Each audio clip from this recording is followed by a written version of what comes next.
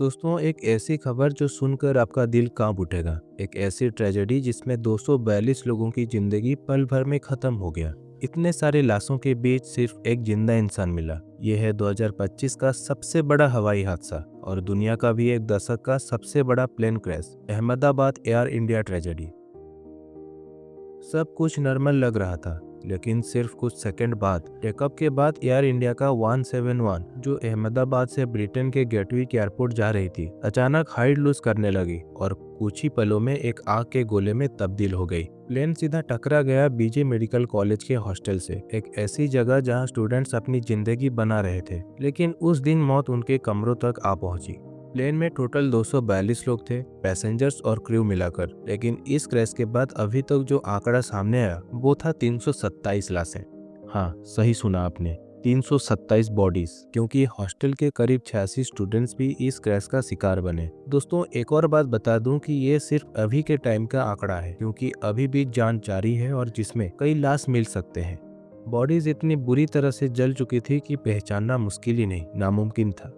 Plane crash होने के बाद जब हर तरफ सिर्फ आग, धुआं और चीखें थी, तब एक शख्स उस फ्लेमिंग रैकेट से चलता हुआ बाहर निकलता है। 40 साल का ब्रिटिश नेशनल विश्वास कुमार रमेश। और सबसे हैरानी की बात यह है कि वो इस पूरे क्रैश का अकेला ही सर्वाइवर है। जी हाँ, सिर्फ एक जिंदा इंसान जो सीट नंबर 11A पर बैठा था। एक्सपर्ट्स कहते हैं कि उसकी सीट इमरजेंसी एग्जिट के पास थी और जिस विंग बॉक्स के ऊपर थी वो प्लेन का सबसे मजबूत हिस्सा होता है। शायद इसी वजह से उसकी जान बच गई। रमेश ने बाद में बताया कि हवा में ही उसने कुछ अजीब फ्लिकरिंग लाइट्स देखी, फिर एक जोर का आवाज सुना और लोगों को अपने आसपास गिरते देखा। उसने बिना सोचे अपनी सीट बेल्ट खोली और क्रॉल करके बाहर निकल गया और बस कुछ ही पल बाद पूरा प्लेन एक आग के गोले में तब्दील हो गया। ये एक ऐसा चमत्कार है जो एविएशन हिस्ट्री में बहुत कम देखने को मिलता है। और सबसे ज्यादा हैरानी की बात, 1998 में हुआ थाई एयरवेज का एक क्रैश, उसमें भी एक ही सर्वाइवर था और उसकी सीट भी थी 11A। अहमदाबाद के हॉस्पिटल के बाहर दर्द, गुस्सा और बेचैनी का मंजर था। लोग अपने अपनों के लौटने की उम्मीद में इंतजार कर रहे थे। डीएनए टेस्ट के लिए 72 घंटे लग रहे थे और तब तक परिवार बस इंतजार कर रहे थे। इंतजार सिर्फ अपने बच्चों की लाश का। रफीज अब्दुल हफीज मेमून, इस इंसान ने एक नहीं बल्कि 4 रिश्तेदार खोए। उसने मीडिया से कहा, हमारे बच्चे चले गए, कुछ समझ नहीं आ रहा, अथॉरिटीज जवाब नहीं दे रहे, हमें सिर्फ बॉडीज चाहिए और कुछ नहीं। एक और पिता, हर्षद पटेल के पिताजी, गुस्से और दर्द के बीच बस एक बात बोल पाए, कह रहे हैं 72 घंटे लगेंगे डीएनए के लिए, पर हमारी पेशेंस टूट रही है।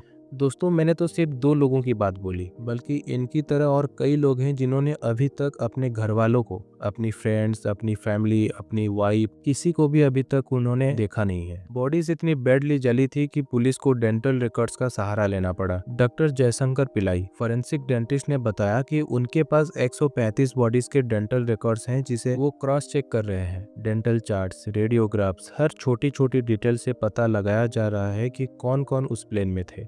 इस क्रैश ने एयर इंडिया के ऊपर एक बड़ा सवाल खड़ा कर दिया है। टाटा ग्रुप ने 2022 में जब से एयर इंडिया को टेक ओवर किया, तब से कोशिश चल रही थी इमेज सुधारने की, लेकिन अब ये ट्रेजेडी उन पर भारी पड़ रही है। टाटा ग्रुप के चेयरमैन ने कहा, हम समझना चाहते हैं कि ये हुआ कैसे, पर अभी हमारे पास जवाब नहीं है। एयर इंडिया और इंडियन गवर्नमेंट इस क्रैश की डिटेल्स इन्वेस्टिगेशन कर रहे हैं, पर अभी भी कई सवाल उठ रहे हैं। क्या इंजन थ्रस्ट में दिक्कत थी? क्या फ्लैप सही से काम नहीं कर रहा था? और सबसे बड़ा सवाल, लैंडिंग गियर टेकअप के बाद भी ओपन क्यों था?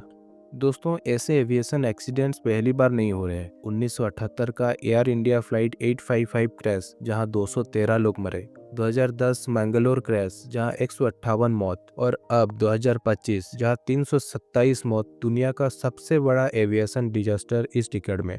एक कॉमन पैटर्न यह है, ह्यूमन एरर, मेंटेनेंस लैप्स या सिस्टम फेल्यूर। क्या हम कुछ सीख पाए इन सब हादसों से, या हर बार हम बस माफी मांगकर आगे बढ़ जाते हैं? ये सिर्फ एक क्रैश नहीं था, ये था एक सिस्टम फेल्यूर, एक वेकअप कॉल, एक ऐसी ट्रेजेडी जिसमें सिर्फ मेटल नहीं जला, बल्कि सपने, जिंदगियां और परिवार जलकर खाक हो गए। जब तक एविएशन सेफ्टी सिर्फ एक चेकलिस्ट तक सीमित है, तब तक ये हादसे होते रहेंगे। दोस्तों, इस वीडियो के जरिए हम उन सब लोगों को याद करते हैं जिन्होंने अपनी जान खो दी, उन माँ बाप को जिन्होंने अपने बच्चों का इंतजार किया लाश की पहचान के लिए, उन डॉक्टर्स को भी सैल्यूट जो दिन रात डीएनए और डेंटल चेक में लगे हैं, और एक अपील, अगर आप किसी के लिए दुआ कर सकते हैं तो जरूर करिएगा, क्योंकि ये सिर्फ एक न्यूज़ नहीं, ये कहानी है उन 327 जिंदगियों की जो पल में ख़त्म हो गई।